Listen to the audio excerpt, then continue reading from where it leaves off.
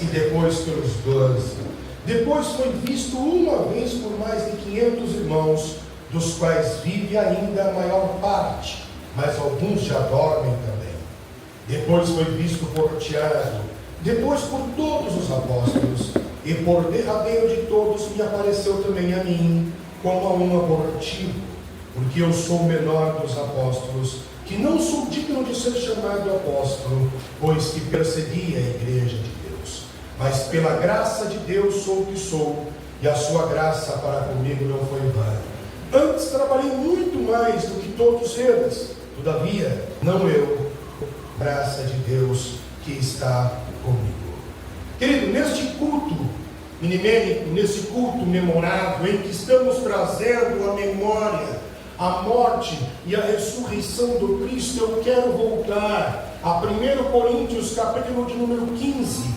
1 Coríntios, capítulo de número 15, é um texto que usei quarta-feira passada, no último culto fé, onde nós falamos sobre os porquês e a fé na ressurreição. Quando usei este mesmo texto para falar sobre os porquês e a fé na ressurreição, eu usei especificamente os versos de número 11 até o verso de número 19, onde nós vimos que se Cristo não ressuscitou, então tudo que somos, tudo que fazemos é em vão. Cantar é em vão, ter fé é vã, você pregar é em vão, porque se Cristo não ressuscitou dos mortos, então não há sentido estar aqui, não há sentido vir para cá, não há sentido separar tempo, não há sentido louvar, não há sentido ter fé, não há sentido orar, não há sentido ler a Bíblia. Então só há sentido nessas coisas, porque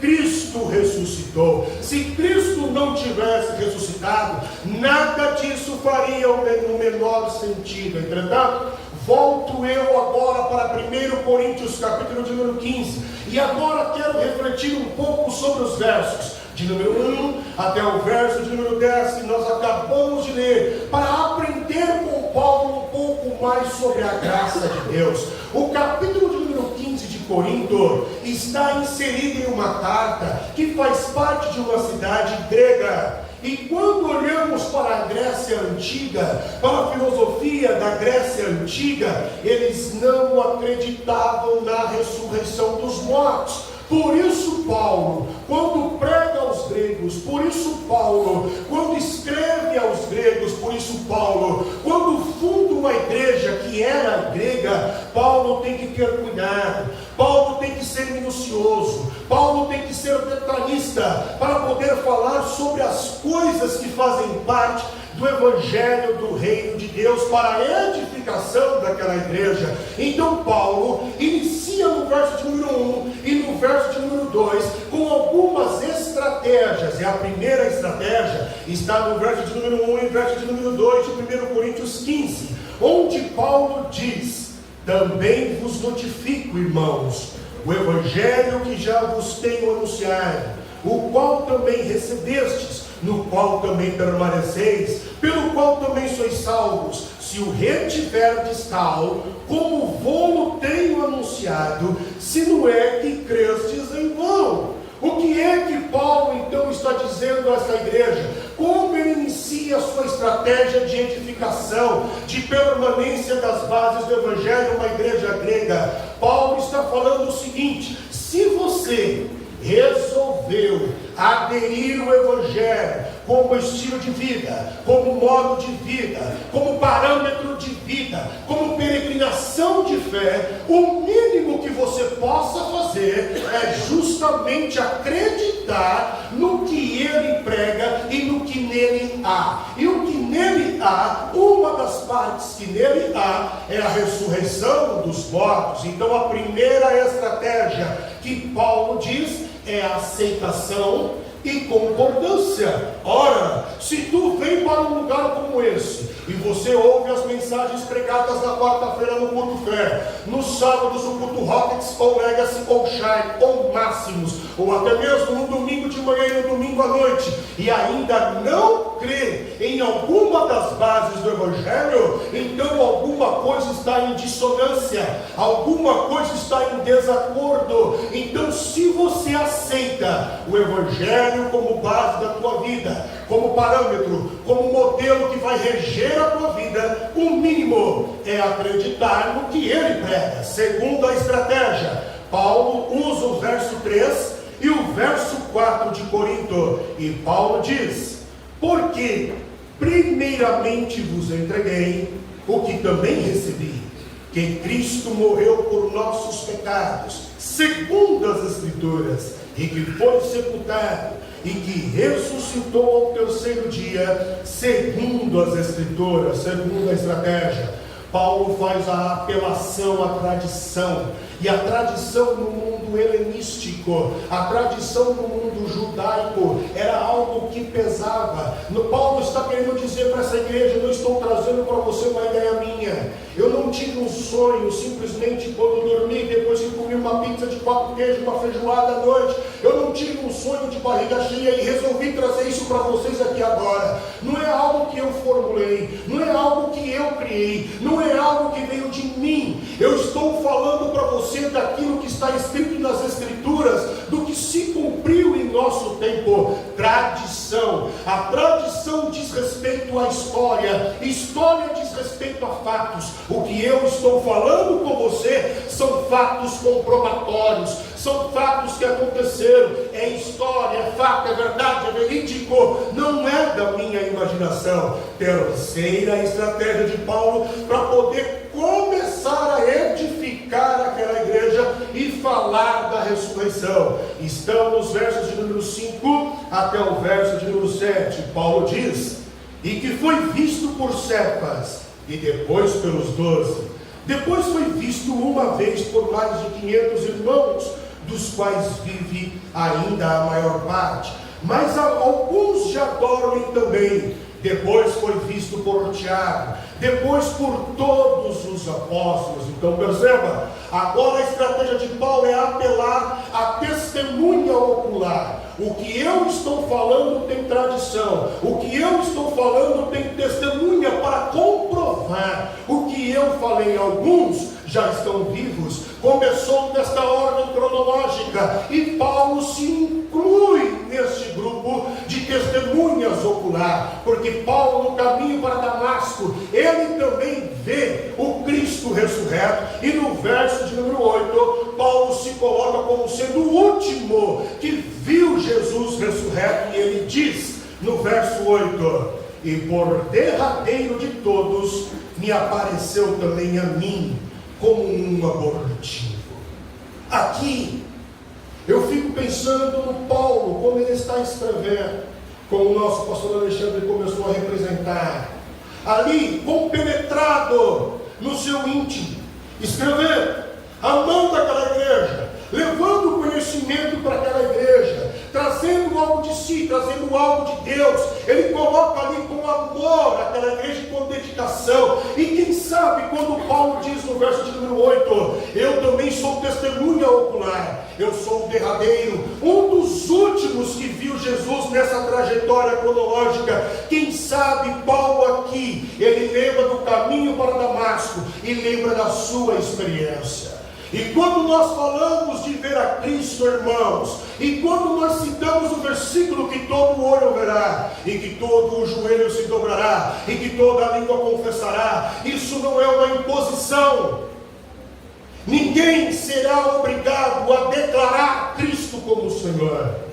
Quando citamos tais versículos, estamos falando de uma experiência, a mesma que derrubou Paulo do cavalo, arrogante, soberbo, presunçoso, cheio de si, cheio de ódio, cheio de rancor, cheio de vingança, e no caminho para Damasco, então ele tem uma experiência. Quando a Bíblia diz que todo olho verá, que todo joelho se dobrará, e que toda língua confessará, não significa que a raça humana será obrigada a declarar, mas significa que a raça humana um dia, ela vai ter uma experiência que é inevitável, pois todos aqueles que têm experiência com um Cristo ressurreto, ele não consegue ficar de pé, ele tem que dobrar o joelho joelho, e ele é obrigado ali, no bom sentido do termo, a declarar: Ele é Senhor. É uma ação e reação. Quando você tem um encontro com Cristo ressurreto, a sua boca, obrigatoriamente de um modo voluntário, não sei se isso faz sentido, mas é assim, porque você reconheceu, veio de dentro, veio de si, ela começa a enaltecer o Deus ressurreto. Foi isso, Paulo? Foi o que aconteceu com Paulo. Então, quando a raça humana vê Jesus voltar, eles terão uma experiência que você e eu ansiamos.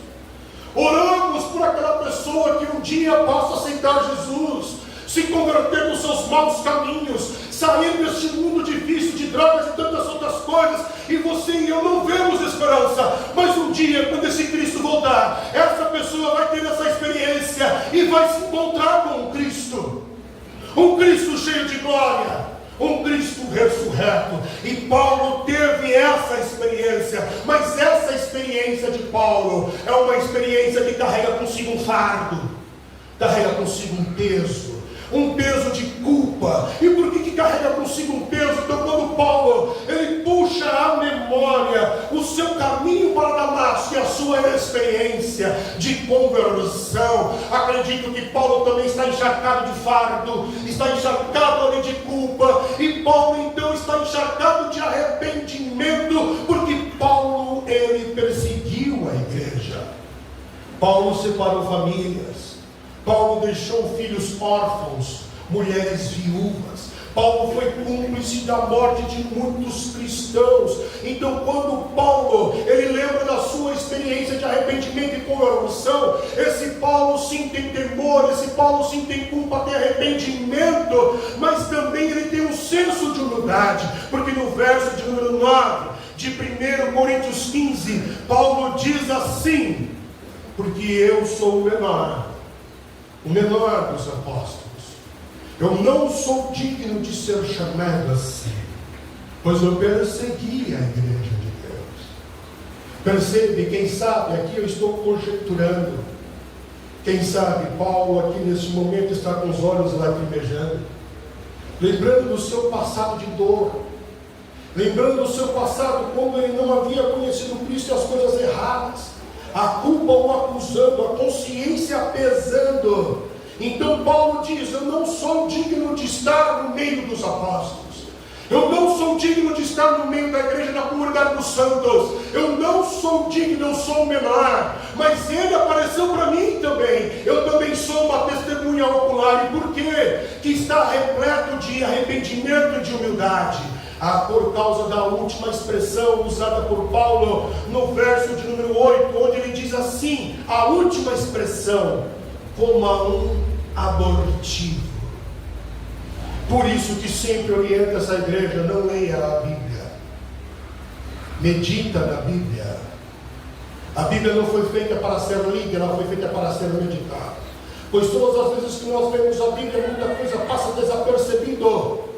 Mas quando você medita nas palavras que foram escritas, você começa a amadurecer, crescer, desenvolver, e você enxerga o âmago, o cerne daquilo que está sendo escrito. Olha a expressão de Paulo no final do verso de número 8, como um abortivo. O que Paulo está querendo dizer, em outras traduções, é como um filho nascido fora do tempo, ou como nascido de modo anormal. É encharcado essa declaração de arrependimento e humildade, porque a palavra usada por Paulo no original remete a um feto morto. Quem você é, Paulo? Eu não sou apóstolo, eu não mereço ser chamado de apóstolo, eu era para ter dado errado, não era para eu ter nascido, eu sou um feto morto.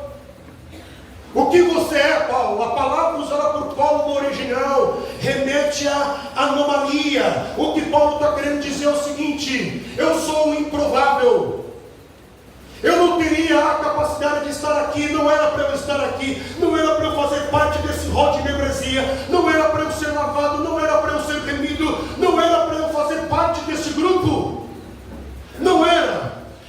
sou um deforme. Tudo que eu tenho, tudo que eu consegui, tudo que faz parte de mim eu considero como um refúgio. Eu sou um feto, eu sou um aborto. É isso que Paulo está querendo dizer. Mas suponhamos que você então está sentado na mesa com Paulo tomando café, e foi assim que eu me imaginei. E me imaginei sentando tomando café e Paulo fazendo essa declaração, cheio de culpa, cheio de arrependimento, cheio de coisas que estão pesando em sua consciência. E Paulo começa a se autodenegrir, se auto-inferiorizar, colocando-se para baixo. Não era para eu ter dado certo, eu sou um aborto. E talvez você se indignou com as expressões de Paulo, porque é o Paulo que está falando. E eu então, na minha imaginação, eu me indignei. E ali me imaginei perguntando para Paulo: mas você não é o apóstolo Paulo? E então Paulo olha para mim com um olhar bem fixo nos meus olhos e cita para mim o verso de número 10 de 1 Coríntios, capítulo de número 15, onde Paulo escreve assim: Rodrigo, mas pela graça de Deus, eu sou o que sou. Paulo diz: e a sua graça para comigo não foi vã. Antes trabalhei muito mais do que todos eles, todavia não eu, mas a graça de Deus que está comigo. O que é que Paulo está querendo dizer para mim? Quando ele cita o verso 10 de 1 Coríntios, o que ele está querendo dizer para nós?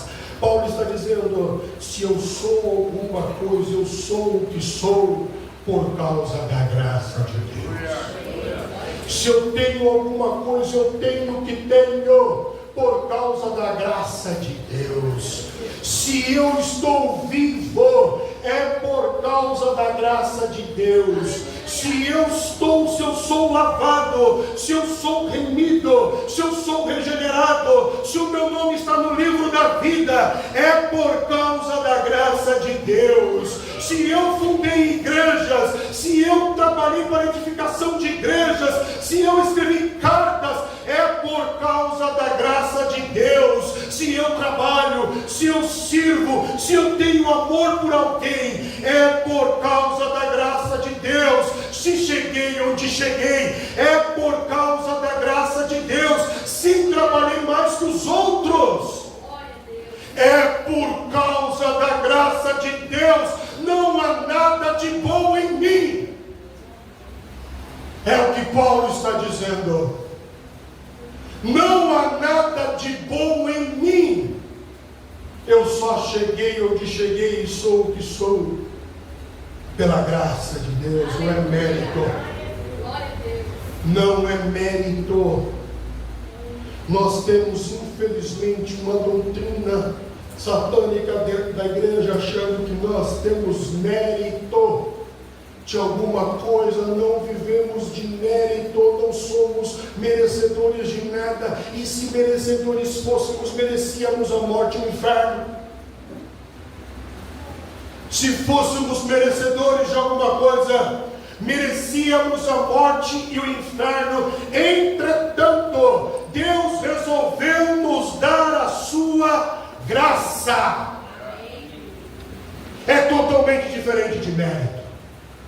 Paulo diz: a graça de Deus foi boa para comigo. Quem sabe quando Paulo está escrevendo 1 Coríntios capítulo de número 15, de 1 a 10, quem sabe Paulo tentando fazer uma defesa, uma apologia para a igreja de Corinto, para entrar e falar sobre a ressurreição, que é onde ele começa a falar do verso 11 até o verso de número 19. Quem sabe Paulo ali, ele acha que merece receber o pagamento de tudo que fez. Eu não mereço a graça, eu mereço o inferno, eu mereço a morte, eu mereço colher tudo de desgraça neste mundo. Eu não sou uma pessoa que mereça coisas boas. Entretanto, Deus, em vez de dar o mal, Deus resolveu dar a graça. A graça não é para ser entendida, irmãos. E a graça não faz parte do meu e do teu juízo. Quando Adão ele peca com Eva no Éden, Adão merecia toda sorte de mal. Entretanto, o apóstolo Pedro escreve na sua primeira carta dizendo que a cruz do Cristo é conhecida antes da fundação do mundo. E que é a cruz, senão a graça de Deus? A graça de Deus é o contrário do mal que nós devíamos receber. É por isso que você e eu e muita gente no mundo tem dificuldade em entender a graça e viver a graça, e principalmente crente, porque se crente entendesse a graça, ele entenderia que não precisa se sacrificar. Não é necessário sacrifício. E veja, eu não estou falando sobre disciplina e mortizar a carne, luta diária, não é isso que eu estou falando. Eu estou falando de sacrifício com o intuito de receber alguma coisa em troca de Deus. É sobre isso que eu estou falando. O preço já foi pago na cruz do Calvário. Pela graça nós somos salvos. Aleluia. Pela graça de Deus nós temos o perdão. Em vez de dar o mal que merecemos, Deus resolveu dar a sua graça. E quando Paulo ele reconhece a graça de Deus, Paulo ele reduz ao pó o orgulho humano. Pois o orgulho, segundo o teólogo Charles Finney, o teólogo do avivamento, assim conhecido, o orgulho é a causa de toda a sorte de mal no homem e do pecado se alastrar. Quando olhamos, por exemplo, o orgulho no homem dentro de casa, onde ele se acha superior ao outro gênero, nasce o machismo, orgulho.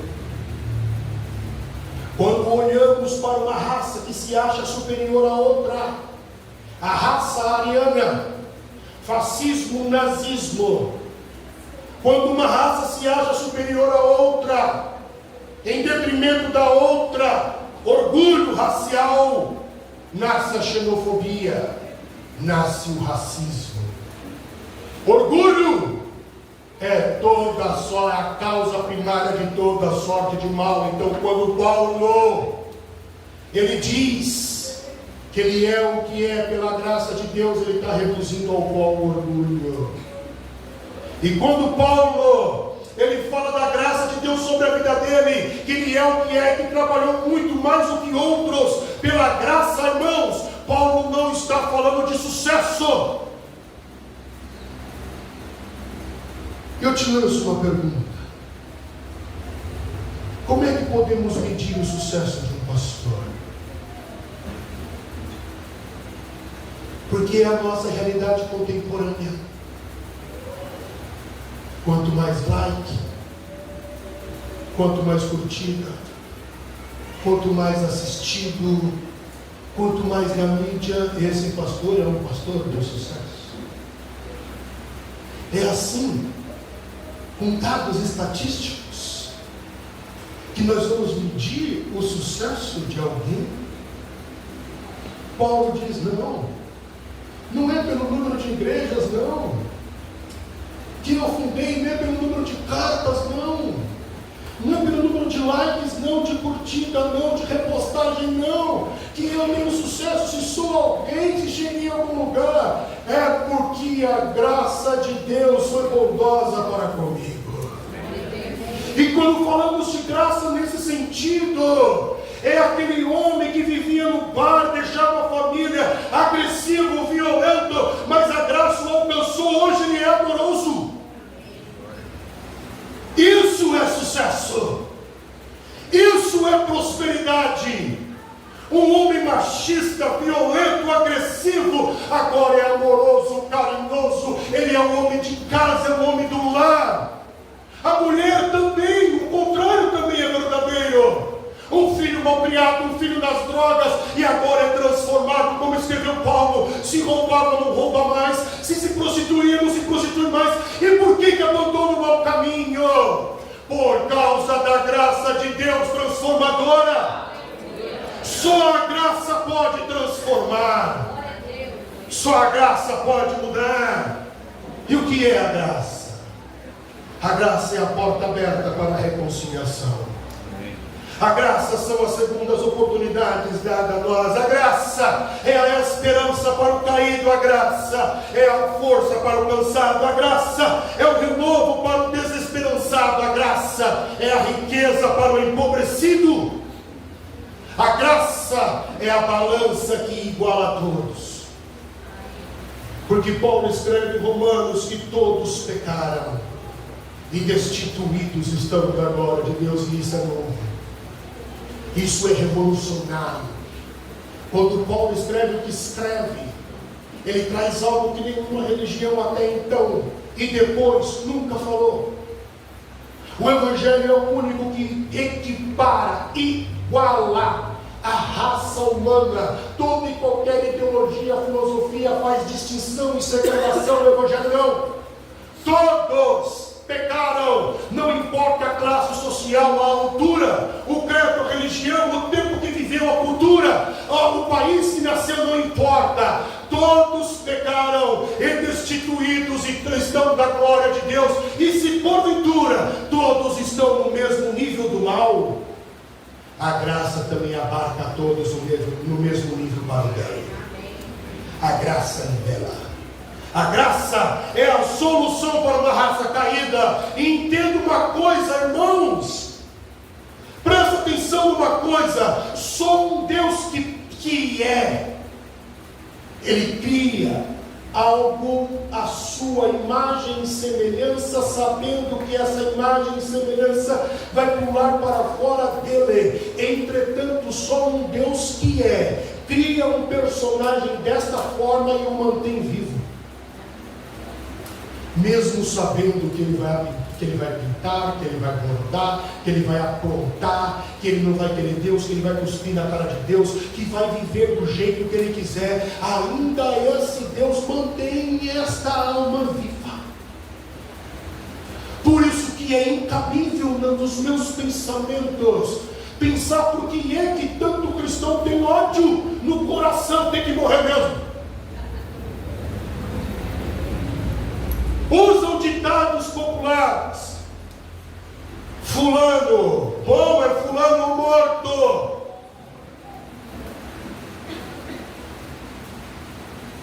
Como pode? Se Deus mantém o ímpio, o injusto, vivo com a sua graça, como pode não haver compaixão em nós? Que Deus nós estamos servindo? Que Deus está sendo criado em nossa mente?